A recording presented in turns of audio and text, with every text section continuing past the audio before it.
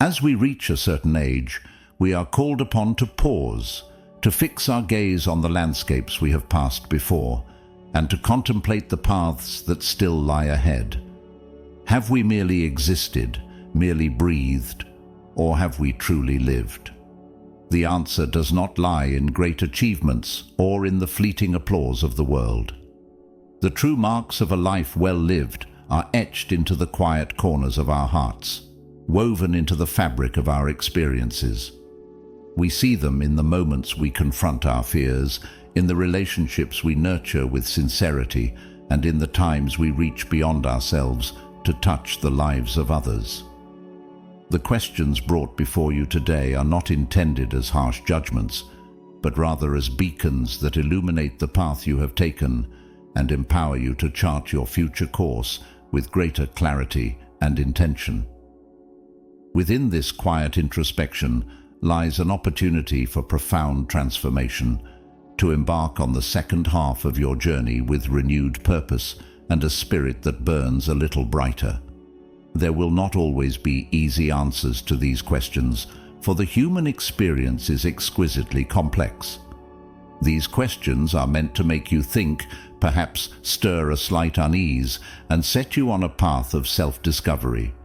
Allow them to accompany you on this extraordinary journey called life, to be your wise guides. This video will be one of the deepest presentations made on this channel. So please don't just listen. Try to understand. If you are ready, let's begin. 1. Now, we step into the sacred yet treacherous terrain of the human heart. Our connections with others, whether lovers, family, or friends, form the very fabric of our existence. Yet, all too often, these bonds are woven with threads as poisonous as they are silken. Listen well to the voice echoing from 2 millennia past, for the time to deceive ourselves is over. When our hair turns silver and the relentless march of time can no longer conceal the void within us, our masks fall. You may have heard the name Seneca, but have you ever truly sought to know him? Born into privilege, Seneca battled illness throughout his life, his body frail but his spirit unwavering. His keen intellect and ambition propelled him into the ruthless world of Roman politics, where he tasted power as an advisor to the young monster Nero. Yet Rome was a viper's nest. His brilliance bred envy, and he was exiled. Seneca's true strength lay not in an illusion of flawless sanctity, but in his relentless determination to find light even amidst the storm. While we may not inhabit the serpent-infested chambers of ancient Rome, human relationships in today's world are also messy, instinctual affairs. They are a crucible where our deepest insecurities rise to the surface. We seek love, yes, but often confuse it with dependence. We cling to others to fill a void within us that only we can mend. We crave validation, masking it as attention. We build walls around our hearts, calling it fortitude. Expectations haunt our bonds like hungry ghosts, demanding from others what we are unwilling to give ourselves. So, drawing inspiration from Stoicism, we can ask ourselves these questions. Are your relationships built on love and authenticity, or on unspoken needs and expectations? This question is a dagger to your chest, dear friends. Let's now unpack this question further and delve into the heart of our past memories. Did you bring your most authentic self to your relationships? Or did you wear masks out of fear of vulnerability? Did you give your time and attention freely? Or did you keep a mental scorecard, expecting equal reciprocation? Did you show compassion for the flaws of others, acknowledging that they are also works in progress like you? Or did you harbor judgments that secretly fed a sense of superiority? Did you speak your truths honestly, even when it was difficult? Or did you allow pain to fester unspoken, simply trying to please? True connection is a rare and precious flower. It demands both vulnerability and an unwavering respect for another's autonomy. It is built on shared joy and open communication. It survives not in the absence of challenges, but in the shared determination to overcome them together. It is a mirror that reflects both your light and your shadows, challenging you to grow. Your youth may have been spent juggling a multitude of attachments, each built on a foundation of decay. The true weight of the bonds you've created will be understood in the twilight of life. Were these bonds that suffocated both you and those you claimed to love? Or were they ropes strong enough to bear burdens yet loose enough to allow for growth? Look at those you call kin, those who share your bread. Can you look into their eyes with an open heart, unburdened by the weight of unspoken accusations? Can you extend a hand without the expectation of repayment? Can you forgive their trespasses as you desperately hope they will forgive yours? A life well lived is one where the echoes of true connections reverberate through the corridors of your memories, a testament to the love, honesty, and resilience you brought into the world. This, not status or possessions, is the true currency of a fulfilling existence. Let my words stir you. Let discomfort be your catalyst. Examine your bonds with the ruthless honesty of a soldier preparing for battle. Release those that no longer serve you, and mend those with the potential for true growth, with humility and fierce commitment. 2. By now, we should have come to a profound understanding. Life is not a pastoral stroll through sun-kissed meadows. It is a tumultuous sea, teeming with dangers that will test each of us to the very limits of our being. The Stoics, who witnessed the rise and fall of empires, and saw the best and worst that humanity has to offer, could articulate this truth without hesitation. Imagine Marcus Aurelius on the battlefield, plagued not only by bloodthirsty enemies, but also by the creeping illness that would claim his body. Or consider the slave Epictetus, whose leg was shattered and rendered useless by the brutal beatings of a cruel master, yet whose spirit remained unbroken. As he groaned in agony, he declared, "You have broken my leg, but you cannot break my will." Did these victims of a merciless fate succumb to whining and cursing the gods? Or did they find within themselves a force that defied their circumstances? If the slave philosopher, crippled by beatings, were alive today, he would likely pose this crucial question to us all. When faced with adversity, do you crumble, or do you discover hidden reservoirs of resilience? This question cuts through the cobwebs of delusion and self-pity like a cold wind. Reflect on these moments. When you lost a loved one, a dream, or your health, did you succumb to despair, allowing grief to consume you? Or did you find ways to honor the past while facing the future? When the world turned against you, when misfortunes piled up like stones on a grave, did you succumb to bitterness and blame others for your misfortunes? Or did you grit your teeth and keep moving forward? When confronted with your weaknesses, your anger, your anxieties, your self-doubt, did you run and hide, or did you turn towards that fire, seeking to temper your flaws? Hardships are the greatest teachers. They reveal our fragility and at the same time, the dormant strength we never knew we possessed. It is within the crucible of struggle that we discover whether we are made of straw or forged steel. Resilience is not the absence of pain or fear. It is the determination to keep going, even when every step is agonizing. Do you think only great tragedies warrant such introspection? No. Your courage is revealed in the daily indignities that wear down your spirit, in the small annoyances and disappointments, the quiet fortitude to face a tedious workday with composure, to tolerate the follies of others with grace, to resist the urge to succumb to feelings of inadequacy. These are the victories that truly matter. There is no shame in feeling broken and lost. We are all human. But a life well lived is one where you gather the shattered pieces, not with despair, but with a fiercer resolve. You rebuild yourself, not as you were before, but stronger where you were broken. As Rumi said, "Your wounds are where the light enters you." Do you know what happens when you rise from your brokenness, stronger than before? Have you ever experienced it? When an obstacle now stands before you, it merely intrudes like clouds that drift, but never dim the sun.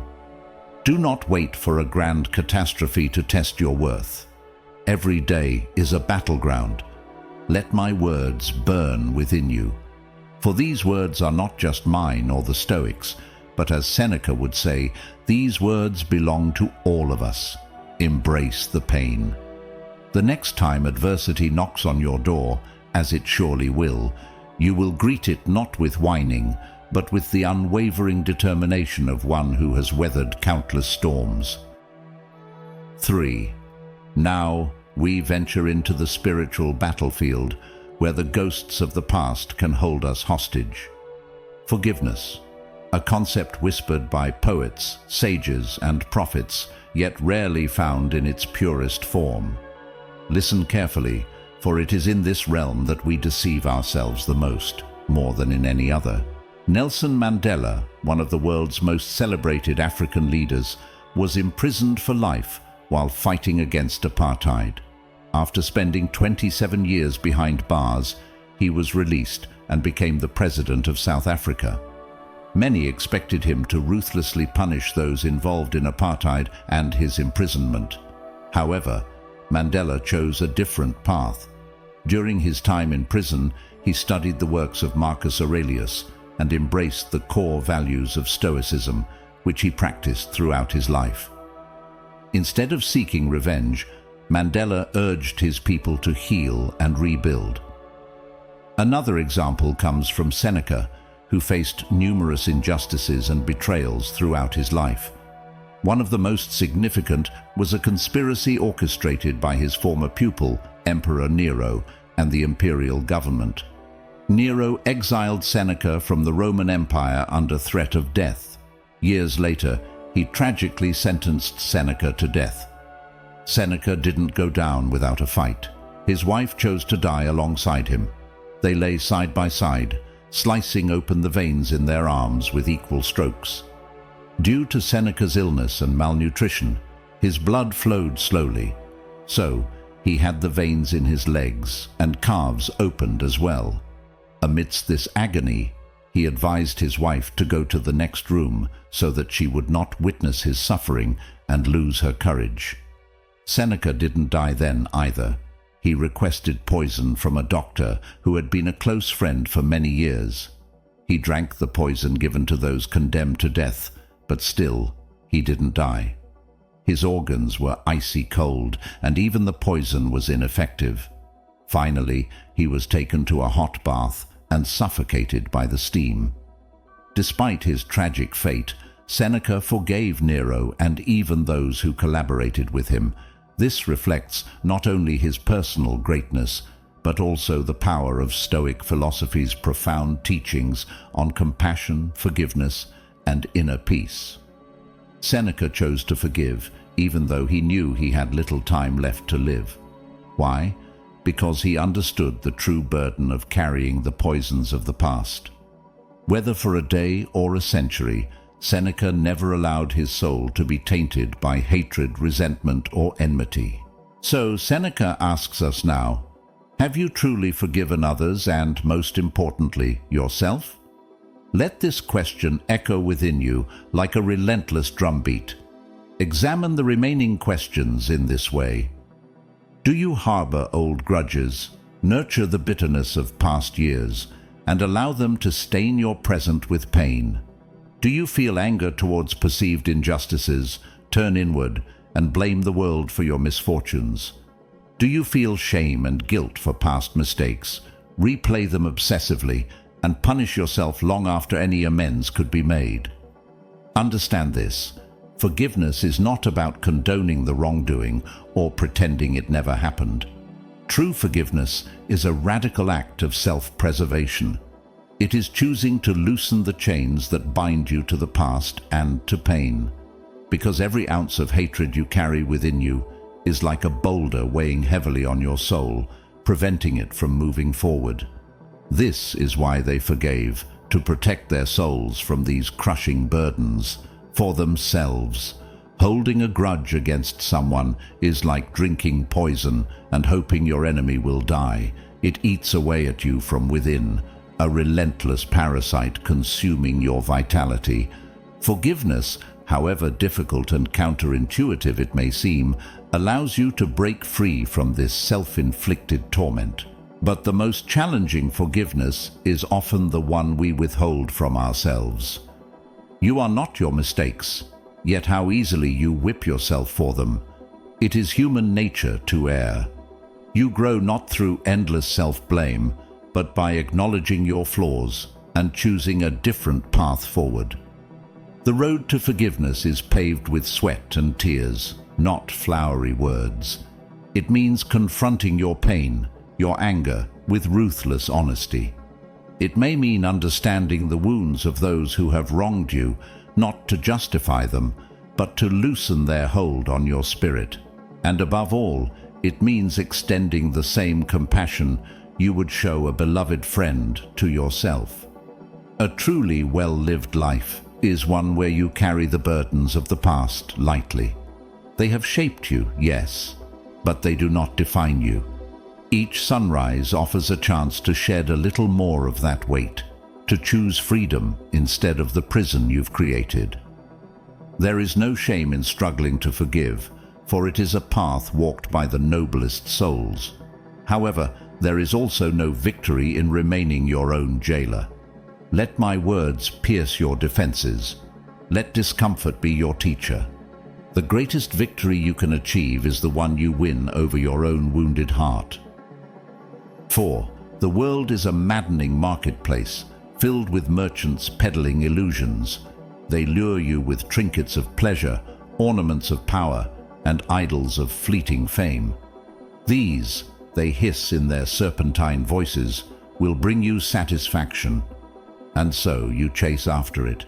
You pursue the phantom of success as wrongly defined by society. Bigger houses, titles, ephemeral pleasures that vanish like smoke. You chain yourself to envy, comparing your lot to others, forever feeling unsatisfied. You chase after youth, fighting a losing battle against time, sacrificing peace for the illusion of eternal beauty. And all the while, your soul withers like an untended garden. Remember Marcus Aurelius, ruler of the known world, a man who could have had every conceivable earthly pleasure, a man with the power to do anything, to shatter any nation with a single decree. Yet he found solace within his own thoughts. Power was dust to him, wealth an empty echo. When tempted by the allure of the body, did he indulge like a mindless beast? Or did he retreat into the fortress of his mind, finding a strength that no army could match in its composure? Have you too chased after fleeting desires, or have you sought the treasures of the soul? Reflect on this. Have you spent your time pursuing things that only provide momentary gratification, leaving a void within you? Have you filled your life with material possessions while neglecting to cultivate wisdom? Have you craved external validation, forgetting that true worth lies not in the fleeting opinions of the crowd but in character? The treasures of the soul cannot be bought or sold. They are not found in the frenzy of acquisition, but in the quiet spaces within. Virtue, the unwavering compass that guides you towards justice, moderation, courage, and wisdom. Serenity, inner peace that remains unshaken by fickle fortune, praise, or blame.